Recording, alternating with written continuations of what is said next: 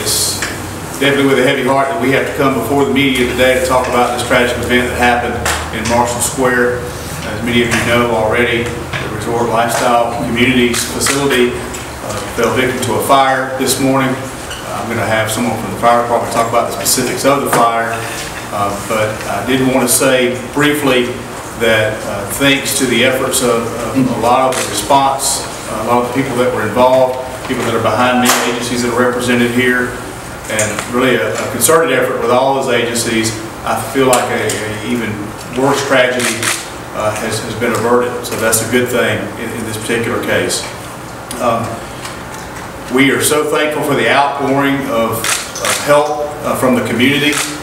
In typical Columbia County fashion, we've had our businesses step up. We've had a lot of our residents and homeowners step up to help out. We've been receiving call after call after call from people that want to help. Obviously, this incident is under investigation, will remain under investigation from us. Also, state and federal officials are on the scene already and be conducting their investigations.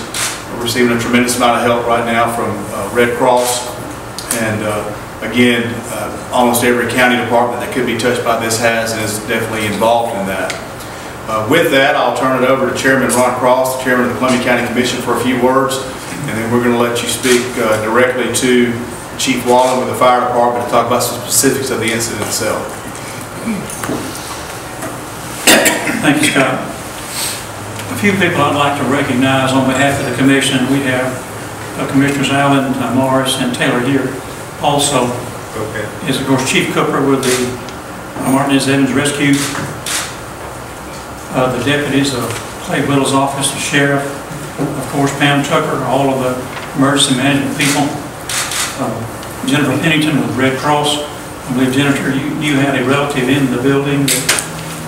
Everything turned out well, and everyone that just came forth to assist. We also had a call from the Salvation Army offering to bring any supplies or do anything they could. It was just a really good community effort in such a bad situation. The details will be forthcoming from some of the people more directly involved, but those people really stepped up and did what they should do and well above in this time of tragedy. We were fortunate, as Mr. Johnson said, that not any more has happened than did. But again, it's really gratifying to see the efforts of all those involved, but yet it is still a tragedy that's be remembered for a long time in the county. Thank you very much. Chief Wallen.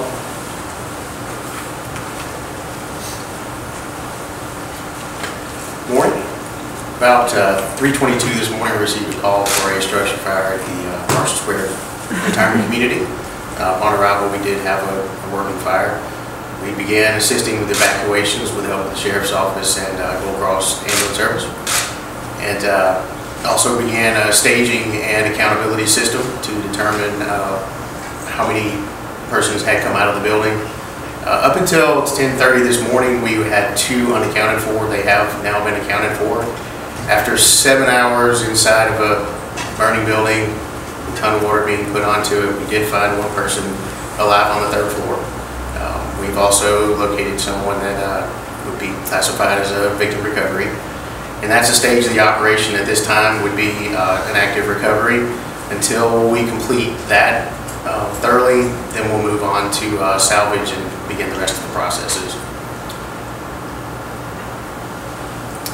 This time we'll take questions. Where did the fire begin? I would not know that probably for another day or so. When you mentioned one alive on the 3rd floor, 1 active recovery, can you explain what you mean by active recovery? The person is deceased, so we'll process that properly. And 1 person was a resident and 1 was a worker, or? Both residents. Both were residents, okay. What can you tell us about the sprinkler system? And was it working? How's the sprinkler system come into play with helping to put out the fire? I wouldn't be able to speak for that at this point, as far as how that system worked. Did the sirens go off, the alarms, and how long did they take to go off if they did? The siren, the alarm system? Fire alarm, yeah. We were notified by a resident of the 3rd floor is how we received the call. How did the fire get so large? The fire was larger than it appeared on arrival because it was throughout the attic already. It takes time for that to come out and be actually visible, but there was much more fire from the very beginning than it appeared from the outside. There was two others in the hospital this morning. One of them was a resident, one of them was not. That's correct? That's correct. How do we have any update on their condition? I do not. I don't believe there's any serious injuries. No. Okay, and there was just the one firefighter with heat exhaustion? Yes. Are you releasing the names or the identities of either Not the at this victim or the person safe? Not at this time. We have to confirm that. Back to the one death, has that body been pulled from the building, or is that, can you kind of simplify it a little more as far as that is concerned? Determining the safety of going inside the building, searching the stability of the scene is something that we did with the local fire marshal's office in the county, our fire department, the state investigators, and the ATF. So that process is going to go on for some amount of time, and I don't have a definite into that. Once it's safe and they can process that whole thing carefully, then they'll remove the person from inside. Do you know where in the building that person is?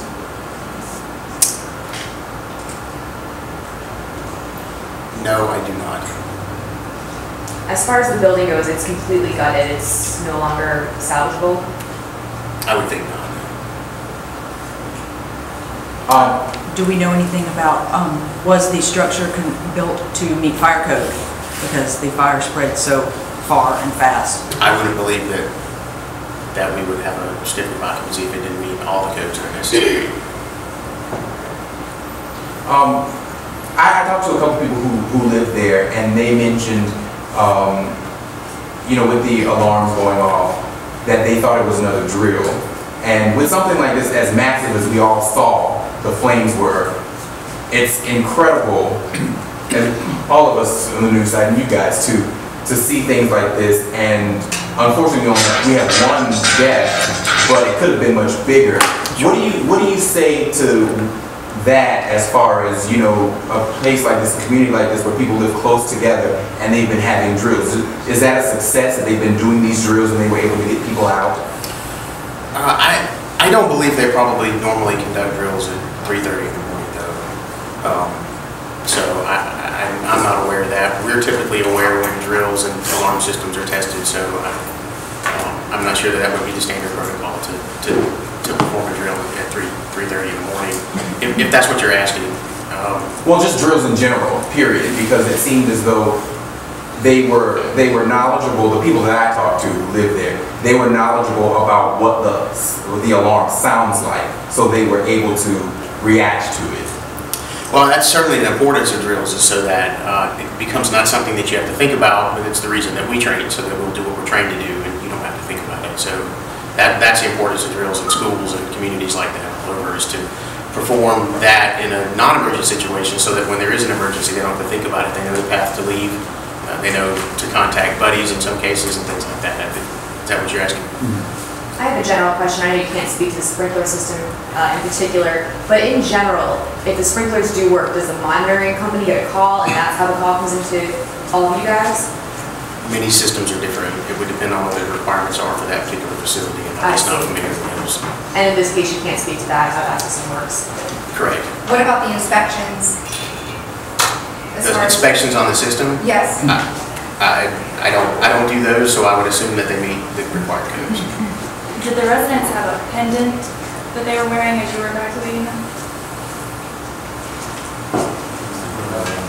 I'm not aware. How fast did it take for you to get everyone out safely? With the exception of the last person, I believe it was about, most of the residents were out within the first hour.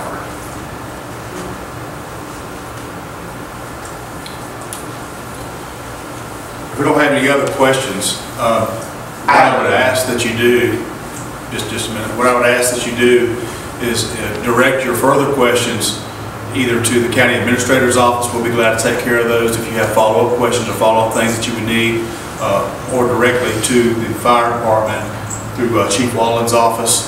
We'll be glad to take care of those for you as well. We'll take one final question and then we'll do individuals if we need to do that.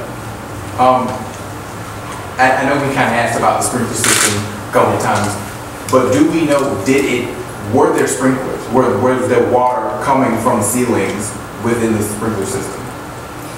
Yes, there's an active sprinkler system inside. Okay, and so that was working this morning? I can't speak for what was physically happening inside at that moment, but I know that at some point in there the sprinklers were functioning. At what time, I can't Okay. tell you that. Okay, All right, thank you. Good job.